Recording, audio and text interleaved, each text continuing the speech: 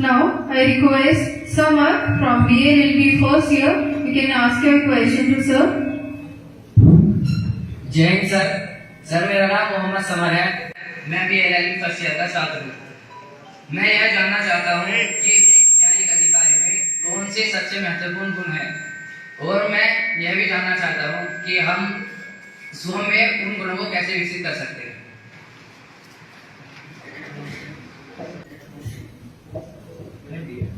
Thank you sir.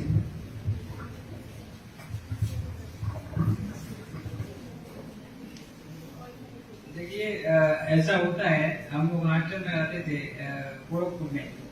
मेरी पूरी पढ़ाई क्लास 1 to 3 तक किया थी। मैं 2 साल रिसर्च किया, 2 साल रिसर्च कंप्लीट नहीं हो पाया, इधर चला गया। पूरी लाइफ हमारी सरकारी स्कूल, कॉलेज, यूनिवर्सिटी पीते हैं। मैं हॉस्टल रहा रेगुलर साइड में। तो जैसा देखने से मैं हूँ, फिनोटाइप एंड फिनोटाइप छोटे का कमजोर शरीर का, वो लड़के बड़ा मजाक भी उड़ाते हैं हॉस्टल में। आप देखेंगे हमारे बैच में सबसे पहला सिलेक्शन मेरा था, सबसे पहला। और उसकी एक कारण है, सबसे बड़ी कारण ये है कि आप सिलेक्शन के लिए मत पढ़िए, ऐसा हो ही जाएगा। ज्ञान के लिए पढ़िए, सिलेक्शन हो ही जाएगा। एक जज होने के लिए बहुत जरूरी है, जैसे आपका कैरेक्टर चेंज नहीं होना चाहिए, डुअल और ड्यूबियस कैरेक्टर नहीं होनी चाहिए। मतलब किसी से आप इंटरनली चाहे एक्सटर्नली चीट नहीं करेंगे। और जजों का काम बहुत पायस होता है। आप जस्टिस सिस्टम को देखेंगे तो कहा जाता है कि कभी ये गार्ड किया करते थे, एक्ट ऑफ गॉड है जस्टिस डिलीवरी सिस्टम। उसके बाद से राजा करते थे। तो राजा मतलब स्टेट का हेड ऑफ स्टेट होने के कारण तीनों पावर थे उसमें, एग्जीक्यूटिव, लेजिस्लेचर। जो कहता था वही कानून है, जो कह दिया वो न्याय है, जो बोल दिया कानून बन गया, नजीर बन गई। लेकिन बाद में आप मार्क्वेस को पढ़ेंगे, फ्रांस के जो दार्शनिक थे, कि सेपरेशन हुआ, एग्जीक्यूटिव अलग होगी, लेजिस्लेचर अलग होगी, जुडिशरी अलग होगी। तो डिवाइन पावर के रूप में आप देखिए, जो एक ईश्वर से, गॉड से चल के राजा में आया, राजा से चल के जज में आई है। तो आप एक बहुत डिवाइन एंड पायस काम करने जा रहे हैं। तो इसके लिए वही गुण रखने चाहिए जो ईश्वर के हैं। एटलीस्ट अगर उसका 100% ना कर पाते हैं तो इतना चाहिए। उसमें कुछ चीजें, कुछ फीचर मैं बता देता हूँ। जैसे ऑनेस्टी टॉप लेवल पे होनी चाहिए। अगर जो कोई फाइल लेके बैठ गए, आपके पिताजी भी आ जाए, कह दें कि नहीं ऐसा नहीं, ऐसा कर दे, हमारे परिचय हैं, हमारे मित्र हैं, थोड़ा देख लेना, इनके पक्ष में कर देना फैसला, तो भी आप हिलेंगे नहीं। आपको न्याय देखना है, न कि अपने पिता को, अपने पिता के मित्र को देखना है। तो ऑनेस्टी टॉप पे होनी चाहिए। ऑनेस्टी का ही कोरोलेटरी शब्द है इंटीग्रिटी। वो अनडाउटफुल होनी चाहिए, बिल्कुल। ये नहीं कि आप एक जज के रूप में काम कर रहे हैं तो लोग चर्चा करें, अरे तो जज साहब बहुत बेईमान है, चाहे इनको कानून की जानकारी नहीं है। तो ऑनेस्टी, इंटीग्रिटी एकदम हाईएस्ट लेवल पर होनी चाहिए। दूसरा ये जजों का सोशल कट ऑफ होता है। आप जज बनने के बाद चाय की दुकान में बैठ के चाय नहीं पी सकते, फ्रीक्वेंटली किसी दुकान पे, रेस्टोरेंट पे विजिट नहीं कर सकते, कहीं भी पब्लिक गैदरिंग में मनाही होती है। मीडिया में, सोशल मीडिया में, प्रिंट मीडिया में, प्रेस न्यूज़पेपर में, तो आपको ये एकदम पूरी तरह से कट है, प्रोटोकॉल में है। इसका कारण है कि जजों को अपना केवल 10 से 5 अपना न्याय का काम करना है। 10 से 5 अपने आइए, परिवार में आइए, बीवी बच्चों में आइए, आपको बढ़िया स्टाफ मिलता है, कर्मचारी मिलते हैं, जो मंगाना है घर मंगा के खाइए, कहीं पब्लिक प्लेस में जाने की जरूरत नहीं। उसका कारण है, जैसे मान लीजिए किसी चाट के वहां चाट खा रहा है और उसी का केस आपके वहां चल रहा हो, समझ रहे हैं, तो there are chance of biasness. ठीक है, पब्लिक जो फीलिंग होगी वो देखेगी कि देखिए इस ठेले वाले का केस चलता है, वहीं जैसे आप चाट खाते हैं, तो उसके मन में भावना पैदा होगी, सस्पिशन पैदा होगा, रीजनेबल सस्पिशन विपक्षी को कि अब न्याय नहीं मिल पाएगा, जज साहब का तो ठेले वाले के साथ उठना बैठना है। एक तो ये हो जाएगा।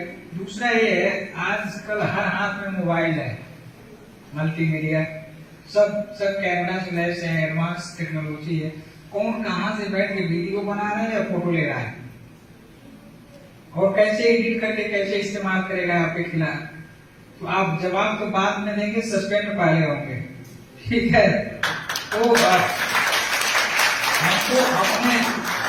हमको अपने आचरण, कैरेक्टर, काम से या कोई ऐसी हरकत नहीं करनी है जिससे जनता हम पे अटैक करे या टीचर उछाले, ये हमारे ही हाथ में है। तो बहुत रिगरस लाइफ है, बहुत रिगरस है। आपको जितने शौक पाले होंगे सब छोड़ना पड़ेगा, और ये घूमने वाली आदत भी छोड़नी होगी, और बहुत डिसिप्लिन लाइफ जीनी पड़ेगी बढ़िया जज बनने के लिए। हालांकि जजेस भी बदनाम है, कई जगह आते हैं मीडिया पेपर में उछलते हैं, लेकिन हमारी जो आइडेंटिटी है ना, वो कई कैपेसिटी में काम कर रही है। आज मैं यहाँ हूँ, सेक्रेटरी के रूप में रिप्रेजेंट कर रहा हूँ, घर जाता हूँ तो किसी का हस्बैंड हूँ, किसी का फादर हूँ, तो हमारी कई सारी कैपेसिटी है। जब कोर्ट में प्रिसाइड करता हूँ तो जज हूँ। तो ये हमारा जो पर्सनल आइडेंटिटी है वो हमारे इंस्टीट्यूशन में मर्ज कर गई है। जब जज हूँ तो पूरा जज एक इंस्टीट्यूशन है, फ्रेटर्निटी है, और मैं गलत करता हूँ तो पूरा जो इंस्टीट्यूशन है ना वो बदनाम होगा। तो इंडिविजुअलिज्म से हम इंस्टीट्यूशनलिज्म की तरफ बढ़ रहे हैं। हमारी पर्सनल आइडेंटिटी इंस्टीट्यूशन में मर्ज हो गई है। अगर मैं जिस समुदाय से, जिस परिवार से आता हूँ, अगर फैमिली में, सोसाइटी में कोई गलत करता हूँ, तो पूरी हमारी फैमिली, सोसाइटी डिस्कस का मैटर बन जाएगी या स्पॉट लगेगा। तो हमारी आइडेंटिटी या तो फैमिली में मर जाए, या तो सोसाइटी में मर जाए, या जिस इंस्टीट्यूशन में काम करते हैं वहां मर जाए। जैसे इस स्कूल का कोई बच्चा बाहर बदमाशी करे, मारपीट कर लिया, तो रुद्रा पब्लिक स्कूल बदनाम होगा। आपकी आइडेंटिटी तो एक सेपरेट चीज है, लेकिन आपकी आइडेंटिटी जब तक यहाँ पढ़ रहे हैं इस इंस्टीट्यूशन में मर्ज है। इंस्टीट्यूशन की भी अपनी आइडेंटिटी है जो आपसे जानी जाती है। तो हम लोग अपने घर के जो हैं, हमारी इंस्टीट्यूशन है, लीगल फ्रेटर्निटी है, उसको भी देखना होता है। Thank you, sir. I may request Amit Kumar from BALLB first year. You can ask your question. जय हिंद सर, मेरा नाम अमित कुमार है। मैं BALLB प्रथम वर्ष का छात्र हूँ। मैं ये जानना चाहता हूँ, आप अपनी प्रोफेशनल लाइफ और पर्सनल लाइफ में कैसे संतुलन करते हैं? धन्यवाद सर। देखिए, एक्सट्रीम अप्रोच किसी भी फील्ड में जाएंगे नहीं चलेगा। एक्सट्रीम अप्रोच जो होती है, या जैसे मान लीजिए आप पैट्रियार्की सोसाइटी है, आप घर पे जाए तो बताओ जज, मैं कोर्ट में जज हूँ, लेकिन जब ही हम कोर्ट से निकले 10 से 5 काम करते हैं, 10 गए 5 आए, तो जब 5 बजे हमने गाउन उतारा और वहां टांग दिया और निकल लिए घर के लिए, आवाज के लिए, तो हमको अपनी जजी भी वहीं उतार देनी चाहिए। हम घर पे, मैंने बताया भी कि कई कैपेसिटी में काम कर रहे हैं, तो हम वहां जज की कैपेसिटी में काम कर रहे हैं। घर आते ही हम या तो हस्बैंड है या तो फादर है, या तो